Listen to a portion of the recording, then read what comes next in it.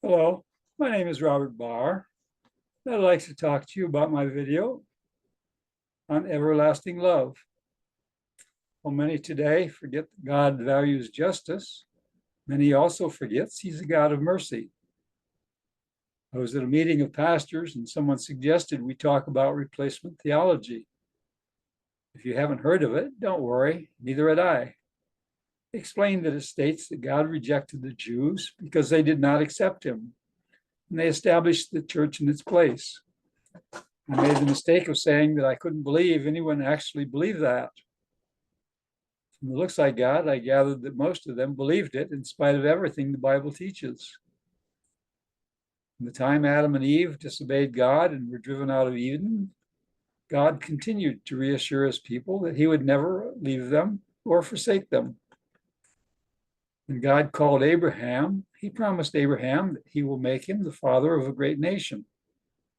While Abraham was an old man and his wife was barren and too old to have children, God continues to reassure Abraham that he has not forgotten his promise. When Joseph's brothers turned against him and sold him into slavery, God could have washed his hands of them and sent Joseph off to start over. But Joseph assured his brothers that what they meant for evil, God used for good. God allowed them to become slaves so that they could learn the meaning of obedience. Yet God didn't abandon them and leave them hopeless.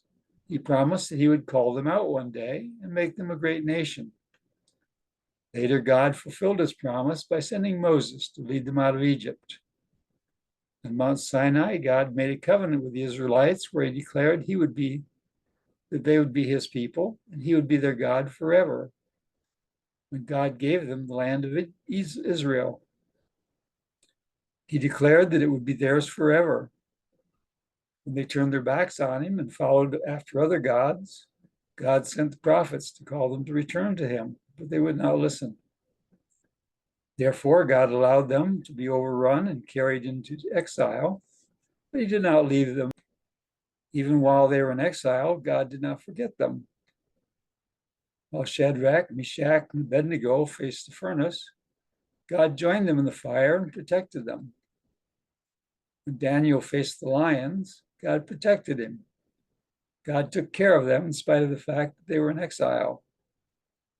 Isaiah proclaims that God allowed them to suffer to refine and purify them so that they would return to him. When the time came that God had declared for the exile to be over, God restored them to the land of Israel. However, they soon forgot what they had learned and returned to following foreign gods. Many of those who remained to worship in the temple forgot God and drifted into merely going through the motions. God allowed them to be overrun by the Greeks, but when they turned back to God, he delivered them. However, they drifted away again, and God allowed them to be overrun by the Romans. Though they forgot God, he did not forget them. In the midst of their captivity under the Romans, God sent his Son to save them and show them a better way to live. Many Jews followed him, but he was condemned by the religious leaders and turned over to the Romans to be crucified. Many Jews believed that Jesus was the Messiah, but they were mistaken in thinking that he would overthrow the Romans and set up his kingdom because they had forgotten the meaning of the Passover and the prophecies of the prophets. Prophets foretold a Lamb of God who would die for the sins of the people. They were sacrificing lambs to pay the penalty for their sins, but it was no sure thing. The lamb had to be without spot or blemish, and they could not be sure it was accepted. It paid for their sins, but it did not change their hearts, so they continued to sin. However, the Passover foretold the coming of the Lamb of God who would take away their sins once and for all. When Jesus died on the cross, he died to pay for our sins and to conquer sin and death. He was the perfect Lamb who was without sin, and so could die in our place. When the Holy Spirit enters our heart, he fills us with God's love. If God abandoned them at this point, then all his promises were a lie. He promised the Israelites that he would never leave them nor forsake them. And Revelations tells us of them returning to God.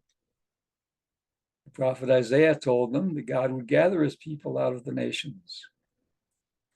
Jeremiah tells how God would gather the people of Judah, the southern kingdom, and the people of Israel, the northern kingdom, out of all the nations and return them to the land of Israel. After the exile, the Jews of the southern kingdom, who were captive in Babylon and later Persia, returned to Jerusalem. But the Jews of the northern kingdom had been scattered among the nations, and the Assyrians brought in the population of other countries to prevent them from uniting and rebelling against the Assyrians. Those left in Israel intermarried with the foreign people and became the Samaritans, who were hated by the pure Jews because they were half-breeds and worshiped foreign gods. Those from the northern kingdom did not return to Israel at that time. They would not return until 1948, when Israel was reestablished as a nation. Isaiah foretold that God would send the Savior and that he would rise out of the root of Jesse. Jesus was a Jew in the line of David, and he never renounced Judaism. He condemned the leaders who had corrupted the law of God, but never Judaism. In fact, all of the apostles and most of the first converts were Jews, and it wasn't until later that God called Paul and sent him out to the Gentiles.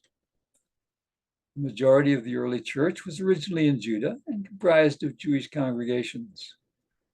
The book of Acts indicates that they continued to practice Jewish traditions until a dispute arose over whether the Gentiles should become Jews before they could be saved. Paul finally traveled to Jerusalem and laid the question before the apostles. They decided that the Gentiles did not have to convert to Judaism first. Many Jewish Christians continued to meet in the temple and worship there until the temple was destroyed. God allowed the temple to be destroyed because it was no longer needed. Jesus was the one true sacrifice, and there was no longer any need to offer up sacrifices. In fact, to continue offering sacrifices would be to deny that Jesus was all that was needed for salvation. Many say that the law has been abolished, and that we are no longer under the law.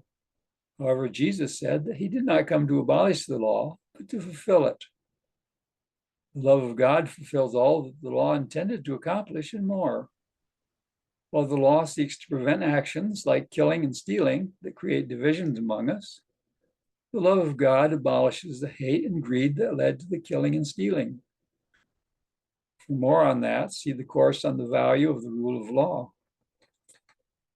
Today, God has restored the Jews to Israel and reestablished it as a nation, illustrating that God still loves the Jews and cares about them. Since then, God has continued to protect it and prosper it. In fact, more Jews are coming to Jesus today than at any other time in history, as they study the scriptures and realize that Jesus really did fulfill the prophecies regarding the Savior. Down through the ages, many Christians have reviled the Jews and even persecuted them. And many Christians today condemn the fact that Israel was reestablished as a nation. However, they do so out of ignorance of the scriptures. The scriptures say that God will bless those who bless Israel and curse those who curse Israel. So they revile Israel at great peril, and God will not hold them guiltless. God continued to show his love to the church. Often the church has grown cold, and many simply go through the motions and do not really love God in their hearts. But God still loves them and has raised up a remnant of believers to carry on the work of the church. The Catholic Church drew in many foreign practices, and its priests grew lazy and did not teach the full Bible. They continued to use Latin, which the worshipers did not understand. As a result, many Catholics merely went through the motions, as the Jews had done. God could have rejected the Catholic Church and started over, but he didn't. There are many in the Catholic Church that still believe in God and sincerely worship him, in spite of the things in the church that do not belong. Since then, other churches have fallen into false doctrines and grown cold, but God did not reject them. He called his faithful to return to him, and many did. Sometimes the true believers had to leave the church and start new churches. Other times they were able to bring renewal from within. When they left the church, God did not reject those that stayed. He still loves them and calls them to return to him. Many Christians look down on other churches that have strayed and abandoned God's word, but God does not. If they return to him, he will not turn them away. He will welcome them with open arms. Jesus illustrated it in the story of the prodigal son. The son rebelled against the father, took his inheritance, and went away. He wasted his money and soon found himself penniless, working for others, feeding the pigs. Since the Jews were not allowed to eat pork, to feed pigs would have been the worst of jobs, like cleaning toilets today. When he came to himself, he went home, hoping his father would allow him to be his slave. However, he found his father waiting for him, and the father rejoiced at his return. In the same way, God is waiting for those that stray and rejoices when they return. Jesus told the story of the shepherd who had 100 sheep. Yet the shepherd did not content himself with the 99 who were back in the sheepfold. He searched the hills and valleys until he found the one that was lost. If you drift away from God, he's calling for you to return. No one has fallen too far to return to God. Thank you.